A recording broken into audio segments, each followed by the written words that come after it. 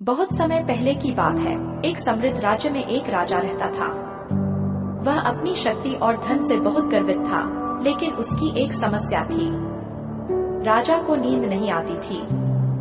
दिन भर वह अपने साम्राज्य का ध्यान रखता, लेकिन रात में उसे चिंता सताती थी कि उसकी संपत्ति और साम्राज्य सुरक्षित है या नहीं। एक दिन राजा ने अपने मंत्रियों से कहा, मुझे नींद की एक दवा चाहिए। मंत्रियों ने बहुत से चिकित्सकों को बुलाया, लेकिन किसी ने भी राजा को सच्ची नींद दिलाने में सफल नहीं हुआ। अंततः एक मंत्री ने सुझाव दिया कि एक साधु जो दूर के जंगल में रहता है, उसकी सलाह ली जाए।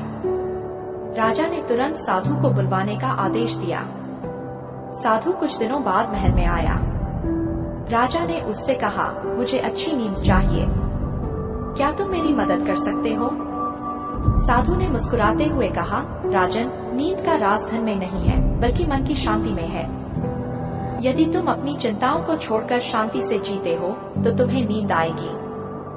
राजा ने कहा, पर मैं अपने राज्य की सुरक्षा के लिए चिंतित रहता हूँ। साधु ने राजा को सलाह दी कि वह अपनी संपत्ति का कुछ हिस्सा गरीबों में बांटे।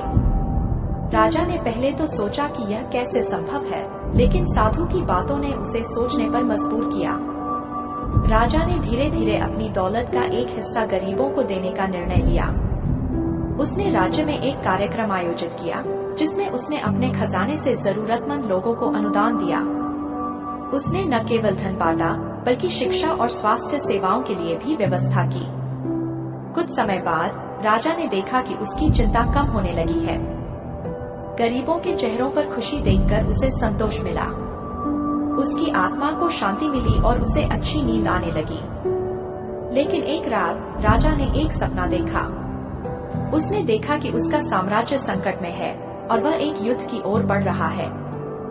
राजा ने तुरंत साधु के पास जाकर कहा, मुझे डर लग रहा है कि मेरे साम्राज्य को खतरा है।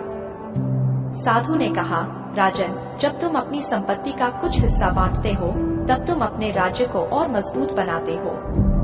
जब लोग खुश होते हैं, तो वे तुम्हारी रक्षा करेंगे। तुम्हारा दायित्व केवल अपनी संपत्ति की सुरक्षा करना नहीं, बल्कि अपने लोगों की भलाई करना भी है। राजा ने साधु की बातों को ध्यान में रखा। उसने न केवल अपने राज्य के लिए, बल्कि अपने लोगों के लिए भी और अधिक कार्य किए।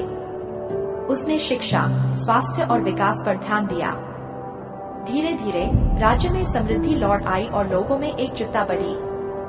कुछ समय बाद राजा को फिर से अच्छे सपने आने लगे। उसने समझा कि जब उसने अपने लोगों की भलाई की, तब उसके मन की शांति भी लौट आई। राजा ने सीखा कि सच्ची शक्ति धन में नहीं, बल्कि दूसरों की भलाई में है। जब हम अपने स्वार्थ से ऊपर उठकर समाज की सेवा करते हैं, तो हम न केवल दूसरों के जीवन में सुधार लाते हैं, बल्कि अपनी आत्मा को भी शांति देते हैं। इस कहानी से हमें यह शिक्षा मिलती है कि जीवन में सबसे महत्वपूर्ण चीजें रिश्ते, दयालुता और समाज सेवा हैं। जब हम दूसरों के लिए जीते हैं, तो हम खुद को सबसे अमीर पाते हैं।